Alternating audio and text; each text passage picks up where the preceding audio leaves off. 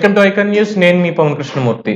ఎన్నికల సంఘం జగన్మోహన్ రెడ్డికి మరొక షాక్ ఇవ్వడానికి సిద్ధంగా ఉంది అనేది తెలుస్తోంది. అయితే ఎక్స్పెక్టెడ్, కాకపోతే డిలే అవుతూ వచ్చింది అంటున్నారు. అయితే ఏం చేస్తున్నారు ఏంటి అంటే, గతంలో నేను చెప్పడం జరిగింది, అంటే ప్రశ్నించడం జరిగింది, ఆంధ్రప్రదేశ్ లో ప్రస్తుతం ఉన్నటువంటి చీఫ్ సెక్రటరీని డీజీపీని మార్చడం జరగదా అని.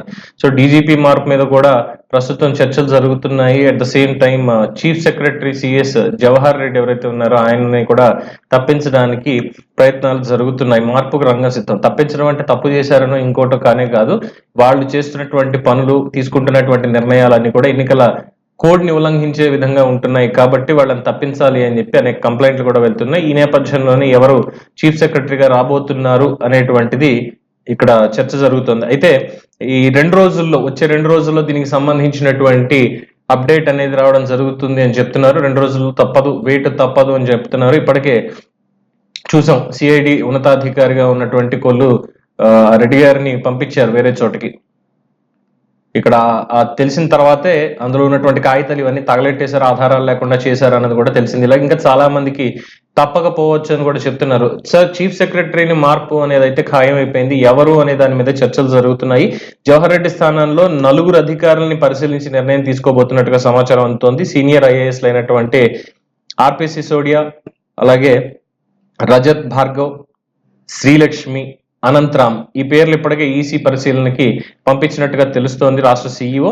అలాగే శ్రీలక్ష్మి తెలంగాణ క్యాడర్ కి చెందిన అధికారిగా సిబిఐ కేసుల్లో ముద్దాయిగా ఉండడంతో పేరు పరిశీలనకు కూడా తీసుకోలేదు.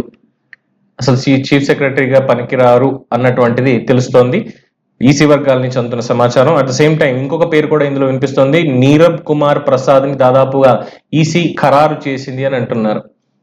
ఏ రాయి అయితేనే పళ్ళోడు కొట్టడానికి అని చెప్పి ఉన్నటువంటి వాళ్ళందరూ కూడా ఈ ప్రభుత్వంలో తరించినటువంటి వాళ్లే. అందులో అనంతరాం పేరు మాత్రమే ఇప్పటికీ అక్కడ వినిపించలేదు. కాకపోతే ఎవరైనా కొత్త అధికారిని తీసుకొచ్చి డెప్యుటేషన్ మీద అయినా ప్రస్తుతానికి ఎన్నికలు అయ్యే వరకు పెడితే బాగుంటుంది అనేది చాలా మంది రాజకీయ వర్గాల్లో కూడా నడుస్తున్నటువంటి చర్చ. తెలుగుదేశం పార్టీ కంప్లైంట్ అయితే ఇంకా ఇవ్వలేదు ఇప్పటి వరకు. ఏకపక్షంగా ఎన్నికలు జరిపించే అవకాశం ఉంటుంది.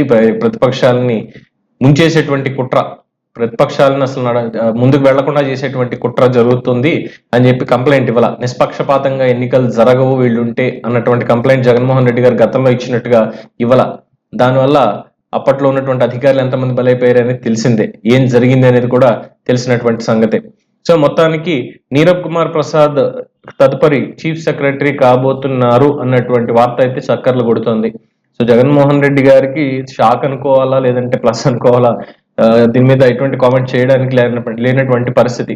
ఎందుకంటే ఏ అధికారిని కూడా ప్రస్తుతం నమ్మడానికి వీలు లేదు అనాలి, అట్ ద సేమ్ టైం నమ్మక తప్పదు అని కూడా అనాలి. సిస్టమ్ అలా ఏడ్చింది కాబట్టి ఇక ప్రజలే అంతిమ నిర్ణయం తీసుకోవాల్సింది. సో వీళ్ళ మార్పులు చేర్పులు అనేవి జరుగుతూనే ఉంటాయి వ్యవస్థ కాబట్టి. ముందు ఇంకెన్ని ఉంటాయి, ఎవరు ఉంటారు అనేది వేచి చూడాల్సిందే. సో దీని మీద మీ అభిప్రాయాన్ని కామెంట్స్ రూపంలో తెలియజేయండి. చూస్తూనే ఉండండి ఐకాన్ న్యూస్. నేను మీ పవన్ కృష్ణమూర్తి.